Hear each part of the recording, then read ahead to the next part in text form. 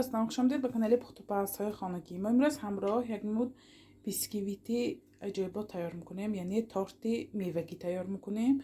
محصولات لازمه برای یعنی بیسکویتی ما چی ها لازم؟ 6 دانه تخم گرفتم، من 8 قاشق کلان آرد، 150 گرم شکر، 2 قاشق کلان کرخمل ککروزنی، 1 قاشق روغن رستنی، 1 قاشق آب و 1 پاچکه رزرخلیتی لازم است.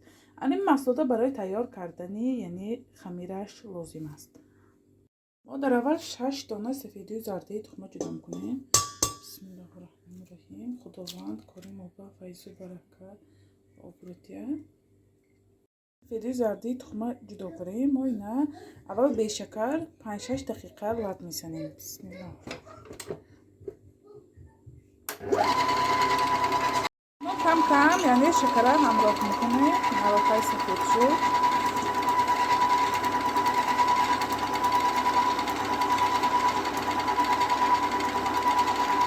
چقدر سفید شد. ما کمونه 6 دانه یعنی زرده تخم مرغ، من 1 قاشق روغن رستنی و 1 قاشق آب همراه کرده آمیخته میکنیم. میتونید جای آب یعنی شیرم استفاده برید میشد. ما کم کم اکو همین یعنی تخم و شکر مرغ همراه کرده برای دیگه لب میزنیم. بسم الله الرحمن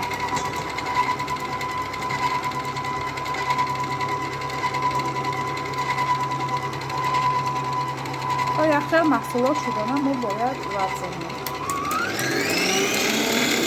نگاه کنید محصولات ما چقدر پیشنی شروع تیار شد. ما اکنون آردو یعنی کرخمل را از افتتاما همراه میکنیم. بسم الله الرحمن الرحیم. ما اول کمتر آردو همراه میکنیم برای کلوله نزدنش. من 2 قاشق کرخمل هم استفاده نبرید میشه که شروع از یک طرف آمیخته میکنیم که یعنی درونش به کلوله نزنه تمی آردوما. خوش رو آمیخته کنید خداش معلوم میشه. دوم قسمی آردوما ما رو طرف تیار ما کنیم. فرما با میگیریم. گفتم فرما یعنی 26 سانتی متر به کلان کرم راستی که یک بار این فرما بزنم نه گفتم خیلی میبینیم چخیل تیار میشه. بسم الله الرحمن الرحیم. خمیرمایه شروع میگیریم فرما من با فرما به گیتر شروع یعنی راست میکنیم همه جاش به یک خیل با مدت 1 ساعت 55 من 60 دقیقه به میمانیم 150 درجه و ما بین تفتانما یعنی تگو بالاش در گیراندگی باشد. من بیسکویتی ما تیار شد. ما میگیریم یعنی فالگاشه بکنید چقدر پشتش شروع پشته گردشه یعنی جدا میکنیم این فرما.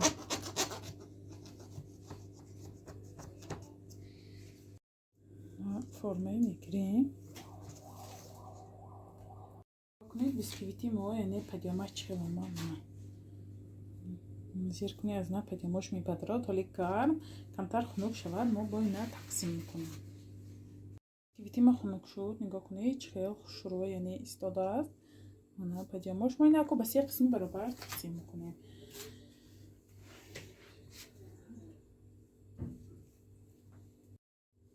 بسم الله الرحمن الرحیم. شروع من گردو گرد میبریم انشالله در نشان خوش رو آمدگی.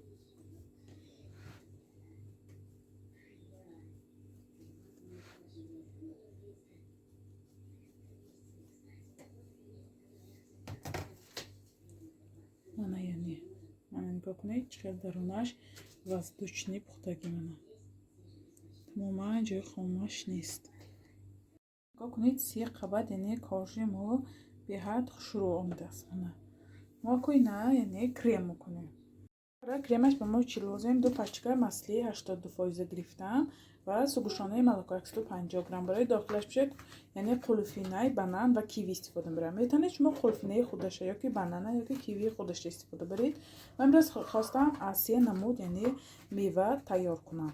من امروز خواستم کریمی یعنی مصلی ملکه تیار کنم. همین برای یعنی کریمش لازم. ما میگیریم کاسه میکسر یعنی مسلامو در حرارت خانه باشد. اگر مسلامو سخت باشد کریمامو میبرد. برای همین باید مسلی یعنی ملایمی در حرارت خانه ایستادگی باشد. 2-3 دقیقه یعنی به سوگوشانه ملکه لاد میزنیم. نگاه کنید چقدر سفیدی یک خیلی خوشرو شد. ما کو کم کم من سوگوشانه ملکه همراه کرده بار دیگر یعنی لاد میزنیم.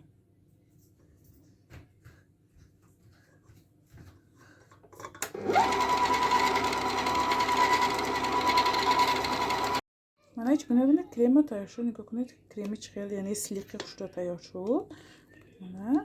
من کوم میتونیم استفاده بریم. بیسکویت گرفتم یعنی من خیلی کاردانایی مخصوص یعنی تورتا برای خیلی بزرگ نامش مگردش به کاغذ مادم بعدی کارو میکردم با کاغذای میگیریم. من دو قاشق یعنی سوگوشانه ملکه گرفتم. آب جوش خنک شد. ما اینا من یعنی همین بیسکویتمو با میریزیم برای باز هم ملایمک آمدنش. من شروع یعنی تر میکنیم.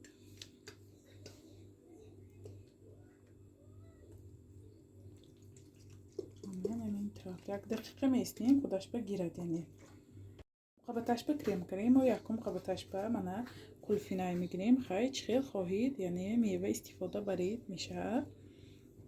شروع قلفینه میکنیم. فرزنده خواست که یعنی تورتی میوگی تیار کنن. برای همین امروز خواستم یعنی تورتی میوگی تیار کنم. قلفینه گرفتم. ما کو دویم قبطش میپاشیم. ما یه بار کمتر دستمو که زیر میکنیم که خیلی چسبت. من قبطش بنان و کیوی کریم. من سیوم قبطی کارجامه خوش رو میپاشیم. من کمتر زیر میکنیم که چسبت. من اینطور آرد دادم. از طب کریممو مسلینی بودم. برای من بسیاری بعد کریم نیه. من پرگامنتی بوماغه با گرفتم یعنی شکلات 26 سانتیمتر کلولا گرفته یعنی دایره شکل گرفته. شکلات رو میتونم کلیت کنم 5 دقیقه 10 دقیقه میمونیم شخص شود. چاپگیش به یعنی شکلات ماندیم شخص شود. بعد من نگاه کنید چه شروع یعنی جدا میشه. نگاه کنید شروع اول بالی یعنی کریمش به چسبن موری دستم که چسبد. بعد یعنی کنده میگیریم. کنید تورتمو چه شد. من گردش به کاسه استروشکا کردم. از سبی کمتر وقتم تنگتر بودن راست دیگر من این هاشه ویدیو نگرفتم. یعنی کاسه استروشکا کنید البته همه ما میدونیم که چه میتونید یعنی شکلات کنید. من برای بوش خوش آمدم کاسه استروشکا کردم. من شکلاتش هم خوش رو استاده است. ما اكو یعنی من قلفینه ریزه کرده روش به میچینیم. ما قلفینه به کارد میزنیم یعنی همینطور میکشویم. من ما گردابه گرد یعنی چند تکی خواهید گردش به میمونید. نگاه کنید نمودش چه عجایبات آمد. ما کو کمتر بالی قلفینه به ساخرنی پودرین پاشیم میتونید یعنی چه گویم شکلات پاشید یعنی شکلات کنید. ما باشه من ساخرنی پودرین پاشم باز هم نمودش زیبا میشه. کم کم بسیاری باید نه خیلی کوی آب میشه دو اینکه خیلی برای زیباگی بیاد نه شروع بنابراین تورتی ما هم تیار شد. نگاه کنید نمودش چه خیلی عجایبات آمد. عادی یعنی تیار کردیم. خیلی کو ماهی رمضان با کریم دارایی بسیار خیلی دل میگیرد. برای همین من عادی من آراد دادم. ما اینا 5-6 ساعت یعنی خیلی دلنگی میمونیم. بعد در نشر ریزه کریم ببینیم که تورتی ما چه آمده است. من چگونه ببینید تورتی ما هم یعنی دم گرفت. ما کو در نشر ریزه کریم ببینیم که تورتی ما در اوناش چه آمده است. بیاد ریزه کنیاش ملایم. داخلش ببینیم چه آمده باشد. بسم الله الرحمن الرحیم. بسم الله الرحمن الرحیم. من نگاه کنید قبطی تورتی ما چه عجایبات آمده است. من داخلش چقدر شروع یعنی با میوه چقدر عجایبات. من نگاه کنید بیسکویتش هم با شروع پختگی.